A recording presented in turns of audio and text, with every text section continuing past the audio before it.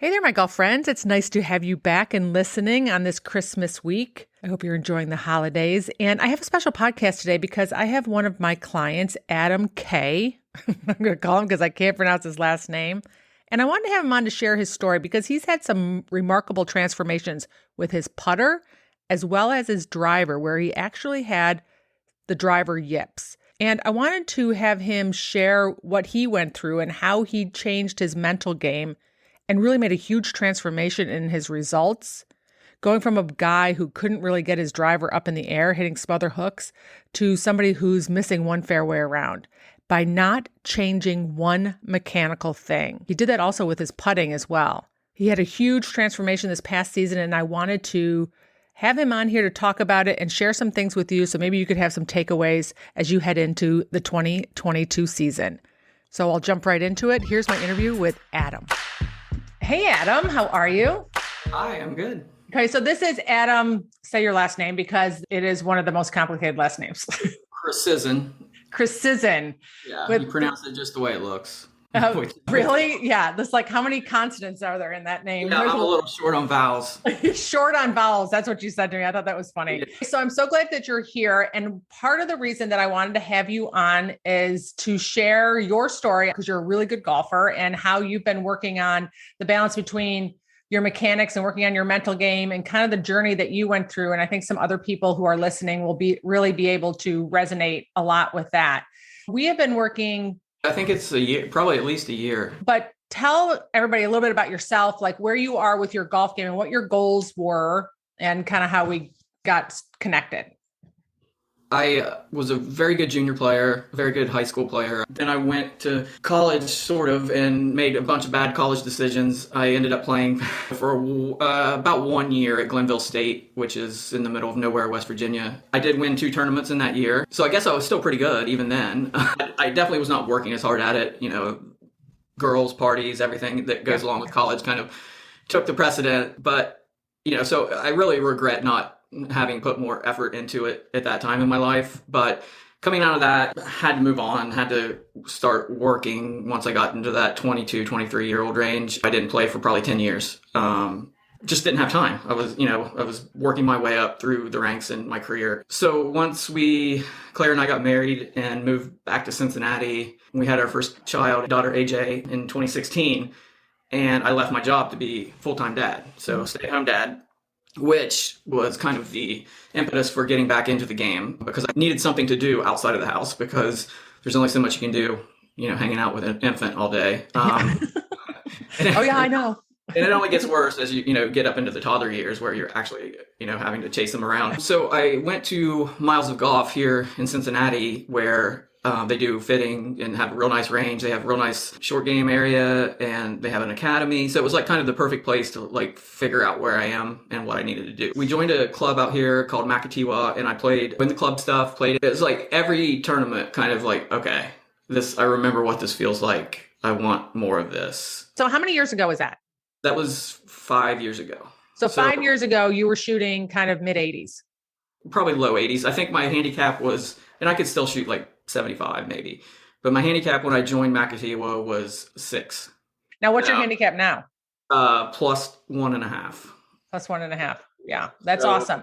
7.5 shots, I guess. Yeah, in 5 years. Yeah. Right. Just so everybody knows too, is you work hard. You put in a lot of time into your golf game and hitting balls and practicing. Yeah.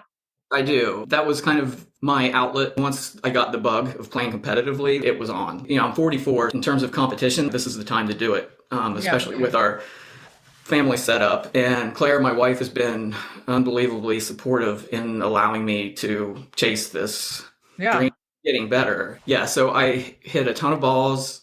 I'm saying just over the past 5 years, I've hit a ton of balls, worked on areas of my game that needed to get better, to improve. I kept a lot of stats so I would know what I needed to work on. Which I want to emphasize to everybody listening, that is so important because so often people will decide what to work on based on emotion. And when you decide what to work on based on emotion, you're usually not working on the part of your game that's going to help you improve the most. So you can watch people when they go to the practice area, you know what clubs they like. People love to go to the driver, right? They like to hit their favorite clubs, whether it's a hybrid or whatever it is. They're not working on the weakest part of your game. And by you focusing on your stats, that really helped you improve quickly going forward, which is one of the things that I emphasize when we go through coaching too, is that one of the ways that you know if there's a mental issue involved is if you can do it on the range, but you can't do it on the golf course. And that comes from you keeping stats. You looking at those numbers. I can hit 10 really good drives in a row, but on the golf course, it's a totally different animal comes out. And that's also an advantage of keeping your stats. I think that had a lot to do with your progress for sure in 5 years as far as your mechanics go. That was huge. Absolutely. I knew what I wanted to work on. So over probably, I would say the winter of 2017 and then last winter, I made some major swing overhauls that I required a lot of work, hitting just repetition and really getting the new feels down so you can do it in tournament play, because it's easy to sit there and do it on the range. I think it's so valuable to do work in the off season because you're allowing the repetition come in, whether it's mechanics or mentally, to create new thoughts. You can do that work because just like making a swing change takes time, so does it working on changing a thought takes time. And having a very clear plan on what to work on in the off season. And you do that at an indoor facility into with a simulator. No, it's still miles of golf and they have heated bays. So still hitting outside, which is fantastic. Yeah. And you're nice and toasty. I've been out there when it's been 20 degrees and that gets a little chilly even with my gosh. That is not for me. I have like an under 50 and sunny rule. Like if it's under 50, it has to be sunny. Yeah, I mean and I would do this at night too. So there's like it's cold. Just having that access to a facility like that, and now it has top tracer on every bay, so you can get your ball speed and your launch angle and stuff like that, spin numbers. So at least gives you some idea of you're not just beating balls into a field. That's a nice facility. It is. It's really nice. Miles of Golf in Cincinnati. Yes. All right. Just gave them a plug. We also have one in Ann Arbor, Michigan. Oh, there you go. Very good. Let's kind of fast forward a little bit to where you and I met, because there was a reason your wife too encouraged you to reach out to find some assistance with managing your mind really around the game. And then what was the deciding factor to have that happen? So you're playing in competitions. Was it that you were underperforming, like you knew you could do it, or were you just kind of frustrated about what was going on? So it was a combination of the two. It was like I was underperforming for sure. And I had no good reason. I mean, I understood why. It was putting and driving, probably the two most mental parts of the game, I would say. Chipping and bunker go right up, and pitching. Yeah. I get a lot of people who, struggle with those. And we could keep carrying on to all the other clubs. Yeah. So my wife was like, all right, you need to figure it out. If you want to continue doing this, like you need to figure out how to get more enjoyment out of it, because I was just going through the motions. I was spending a lot of money to go to these tournaments and not get the results, and also not have a good time doing it. I was like, well, I've made 2 swing changes. I have a swing instructor in Orlando, Dave Stanley, who's worked virtually with me since I started playing again. And then I was working with Mark McDonald here in Cincinnati. So I have like 2 really good sets of eyes watching my swing.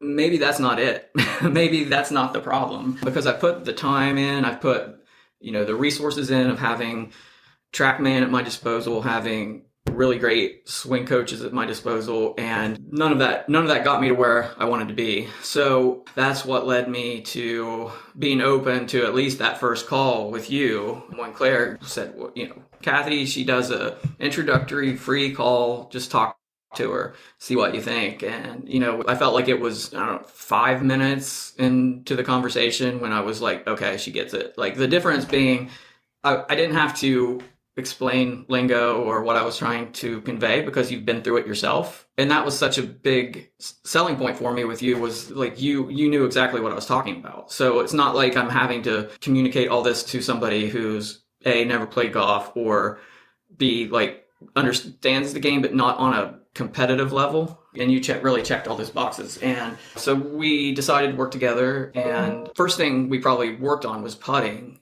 we started with putting, but it was about the results that you were getting and then looking into the thoughts that you were having over the ball and then what was showing up for you. And do you remember what your dominant thoughts were with your putting?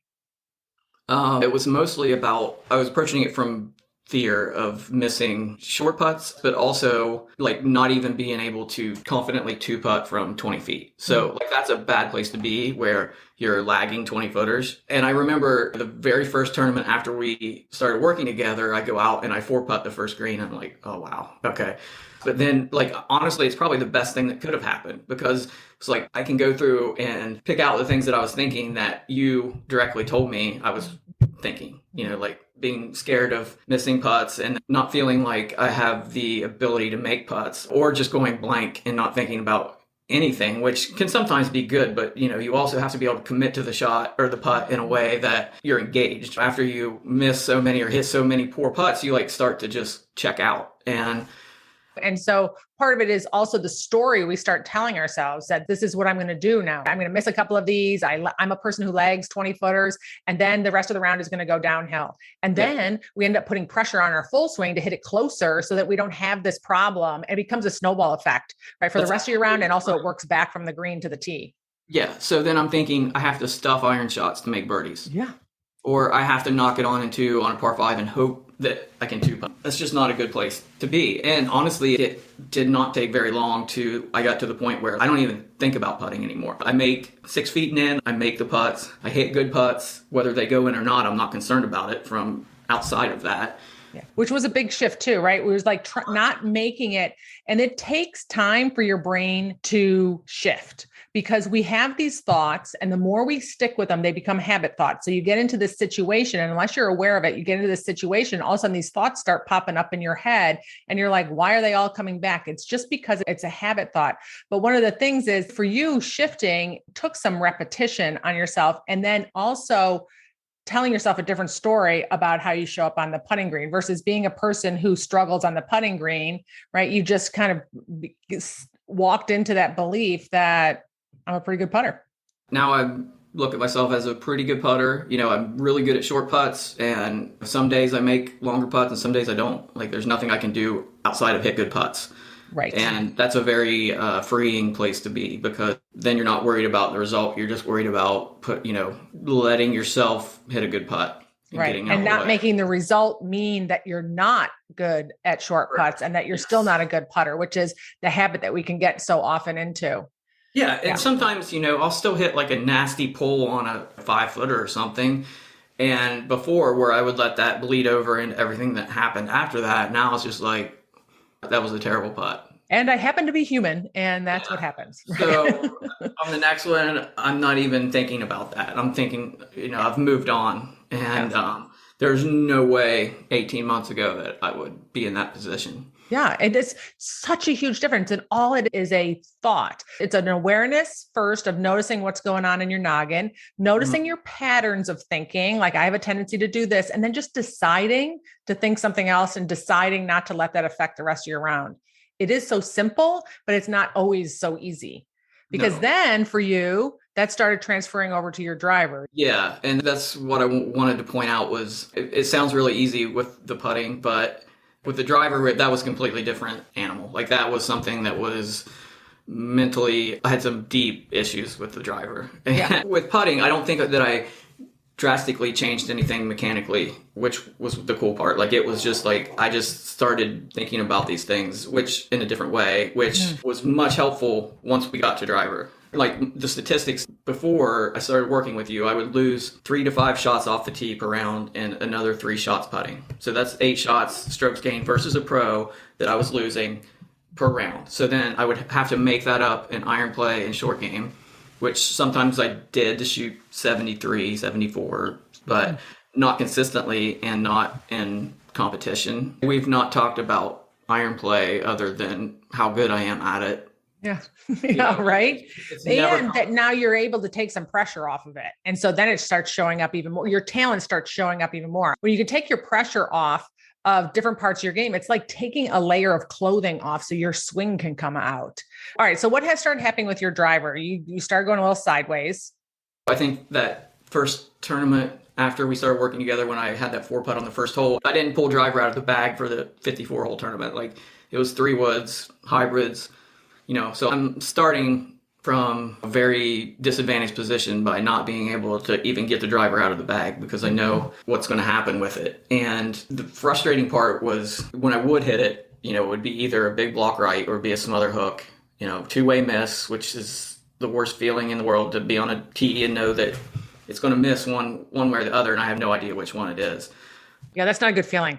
No, versus taking my 3-wood out, which I had all the confidence in the world, and, I could hit it 270 down the middle. Like, you can still play a lot of courses that way, but that's not sustainable. Yeah, so it just kept getting worse and worse and worse to the point where I just was like, I can't continue playing golf this way, so we need to figure something out.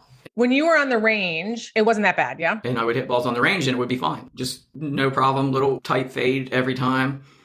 So I'm like, it's not mechanical, because otherwise I couldn't sit here and do this on the range. Yeah. So what I realized it had become was something mental was creating the physical response on the course, which was then making it mechanical, because something clearly to hit a smother hook, 70 yards off the tee, something physically major has to happen to do that. But I wasn't doing that on the range. That's when it was like, okay, we got to work on this, because it's clearly... okay, I got the putting down, but now let's start dissecting what's going on in my head about my driver. And this is a thing too I want to add, is sometimes we can say, you know what?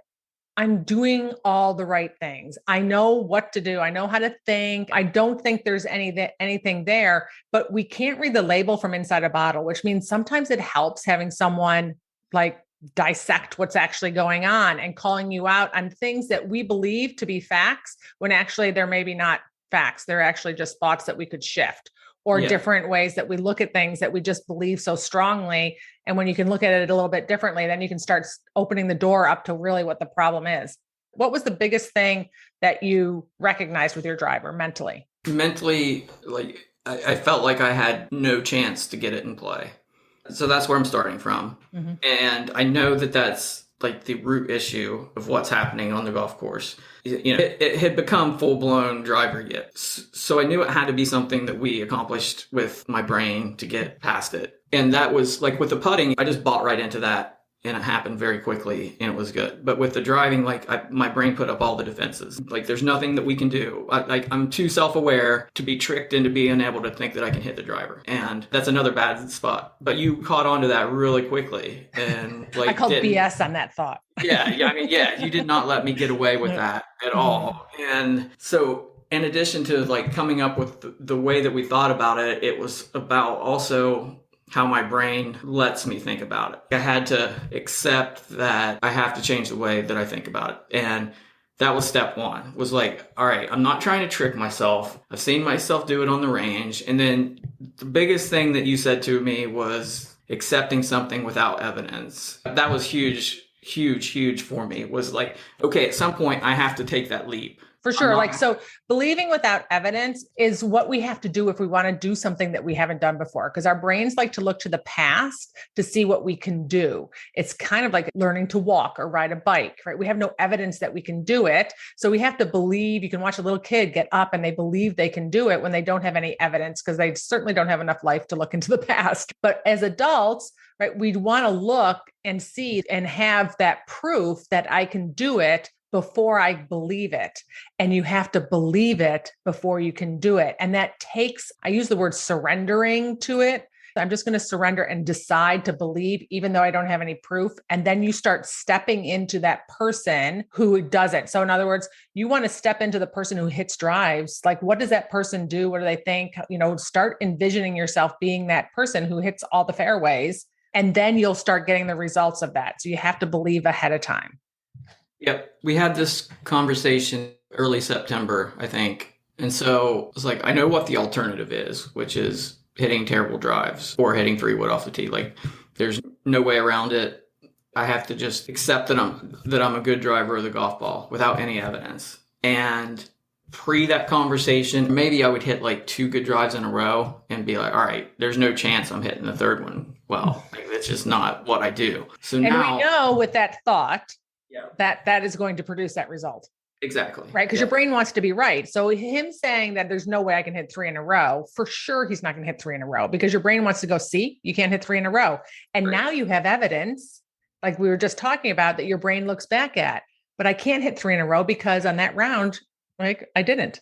And then we create this little loop for ourselves and we got to break out of that. So that's prior to the conversation. Then after the conversation, I was like, I'm getting better at driving the ball. And I would go out and hit some good drives. And I quit thinking about, previous drives, what I've done. Like I would just, all right, this drive is what's important. I'm going to commit to it. I'm getting better at driving the ball. So I would go from maybe hitting 2 good drives around to maybe 5. So that starts building. All right. That was just a simple thought. I'm getting better at driving the ball. So much better than I can't hit 3 in a row. Ball.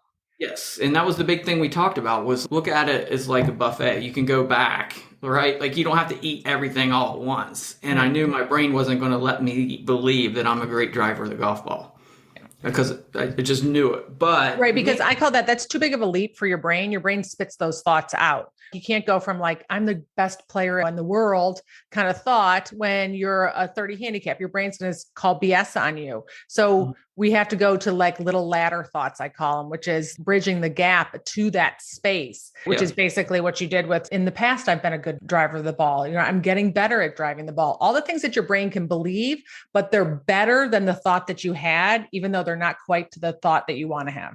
Yeah. So it was like, I'm getting better. I can be a good driver of the golf ball, things like that. Yeah. Great thoughts.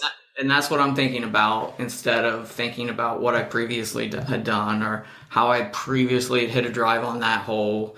It just completely changed that thought to without the evidence. I started to believe these little bridge thoughts, and then it would slowly build to like, okay, I'm hitting 5 good drives around. I'm hitting 6 good drives around. I'm still hitting it in trouble every now and then.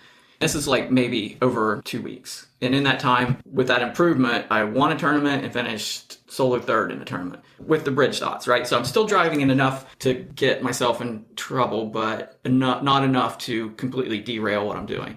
And there's a little tug of war in there too, because that old thought wants to come up. So you feel that temptation or that urge to think the old thought that you're not a very good driver of the ball. And you have to keep reminding yourself of those bridge thoughts.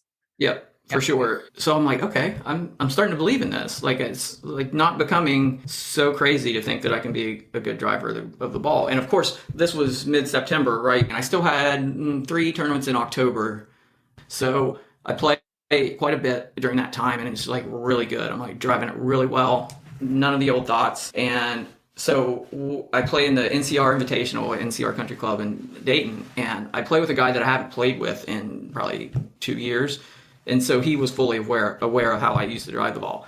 We get about, 7 holes in, and he's like, what is going on with you and the driver? He's like, I've never seen you hit driver like this. It's like, I don't know, man. I'm just a good driver of the golf ball now. And I love that. Yeah. I mean, it was probably, one of the best feelings I've ever had on the golf course was have somebody notice how well that I'm driving the ball. Like just hitting fairway after fairway, pretty long for me. And this is something different. And hearing stuff like that just added to it to the point of like, I'm a good driver of the golf ball. And then we go to the US 4-ball qualifier in Indianapolis, and I missed 1 fairway. Awesome. And my partner in this, I haven't played with in a while. And so he hadn't seen me drive it like this either. So he's kind of expecting to have to carry me on some holes that I drive it in trouble. And I don't. He's just like got his head kind of sideways. Like, that is the best drive I've ever seen you hit. And I was like, stick around, there's more. Like, I love that. And that's not with you making any mechanical changes. 0 mechanical changes. That's just me finally believing that I can drive the ball well. Yeah. And letting the mechanical part that I've worked so hard to get into a good spot happen instead of letting my brain get in the way of it. Exactly. That's called playing to your potential, right? Instead of getting in your own way. It's so easy to think that you have a mechanical problem, but most people know too that they don't have a mechanical problem more because of just how it feels. It just feels really crappy, just how you feel, right? Inside, whether it's mechanical or mental. We just sometimes lie to ourselves and try and outwork it.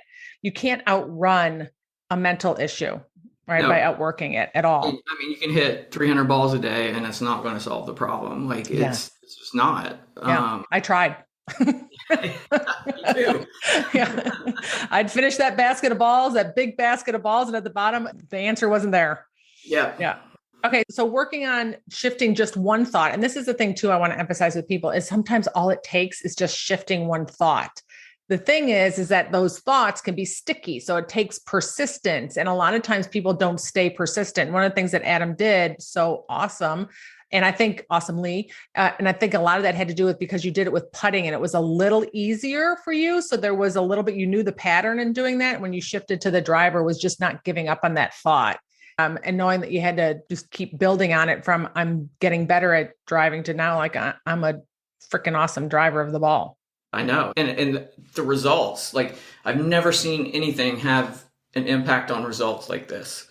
I mean, but you can imagine if you go from losing 5 shots around off the tee to, in the last time I played, bogey free 67, and I gained 1 shot off the tee, which is just massive for me. So that's like 6 shots difference from where I was 3 months ago. That's huge. 6 shots in 3 months. I mean, and that's in strokes gained. That's not like saying like I'm 6 shots better every time. And I just never realized how big of an impact it is. The more fairways I started hitting, it just became like less stressful to play the game. It's so much more fun because I could actually attack a golf course. I could actually have the confidence to go out and say, I'm not focusing on results, but I know that if I drive the ball the way that I've been driving it, I'm going to not shoot over par. And it's just a matter of how many putts I make to how much under par I'm going to be. So yeah, how about that? That's a nice spot. A fun spot. Yeah. From. For sure. Okay. So we're going to keep working together through the winter. And so what was your purpose on doing that, even though you're not in season? Yeah. Of course, I love talking to you. I'm not saying like, what the heck are you doing? I'm just saying what your mentality was on keeping going through the winter. Yeah. So I didn't want to spend another winter of just beating balls. Like that was not, I was like, I've done that, had minimal effect on what I did. It might have even made me worse. Yeah. What has not made me worse, which has made me much better, is working with you. So I was like, what can I work on that I historically have not? Like, what's the next step? How do I keep getting better? And so I definitely need to at least talk to you once a month. It's so interesting too, because even though you're not playing, we have the best conversations. I loved our last conversation. I think the last 2 conversations, we said we didn't even have an agenda and look at all the stuff we found and to talk about as far as different ways of looking at things and up leveling. It's just constantly up leveling your thinking. Absolutely. And it's much deeper things that we're talking about that, we're not triaging anything now. We're like really. That's perfect. Yeah, like we're really doing the work, and it just, so helpful. So that was my goal, was to continue working on mindset with you, fitness and mobility, which is something I've never really put a lot of effort into. I think would be much more beneficial than hitting, 300 balls a day. So yeah, I 100% agree. Yeah. And the last thing was kind of refining my short game, just like improving technique a little bit that is more repeatable and not so feel-based. So you're going to work on your mental game, your fitness, and your short game, which is just one of those things that you want to fine tune over the winter so that when the season hits for you in Ohio, tell us what you have planned next year. What are you going to accomplish? Be playing very similar schedule to what I've played in the past. Cincinnati Metropolitan Golf Association events. I play a lot of West Virginia Golf Association events, and then I'll play the USGA qualifying stuff as well, probably US Open, US Am, US Mid-Am, US 4-Ball. I'm excited to go into a season with this mindset versus where I've been in the past, because it's not even close to, it's completely different. So, right. You never know what's possible now, right? Because it's totally different. Exactly right. Yeah. So I keep waiting for the other shoe to drop, but I think you've kind of talked me out of that kind of thinking. Yes. In that, like it's not, I know it's been a hard thing with me because it's, what did you call it? It's like between was it abundance and scarcity? Scarcity, yeah. So I've always kind of had that scarcity mindset, and I think we're moving into the abundance. And so easy. Scarcity mindset comes up in so many different areas of our life, right? And one of the things is like just little comments like that. We can believe it so much. Certainly, the other shoe is going to drop. Something's going to happen, right? The wheel's going to fall off, so to speak. But if you don't listen and hear that thought and then question it, is it a fact? Is that true? How do I know that's true? Or do I want to decide it's not a useful thought? So just drop it. Like, don't even let it come into your brain. Correct. Yeah. Yeah. There's nothing good can come out of that. Nothing. Yeah. So, all right, Adam, thank you so much for jumping on the podcast today. And I look forward to talking to you every month. And I know that you're going to do amazing things in 2022. Thank you for having me. It's been great. Yeah, so much. All right. Talk to you. All right, my friends, it all started with a phone call, a free phone call with Adam and I to find out if we were a good fit, if coaching was right for him and what he needed to take his game to the next level. And if this is something that you are interested in, if you want to see what's possible for you in 2022, I invite you to jump on a call with me. You can go to kathyhartwood.com/chat. I look forward to talking with you.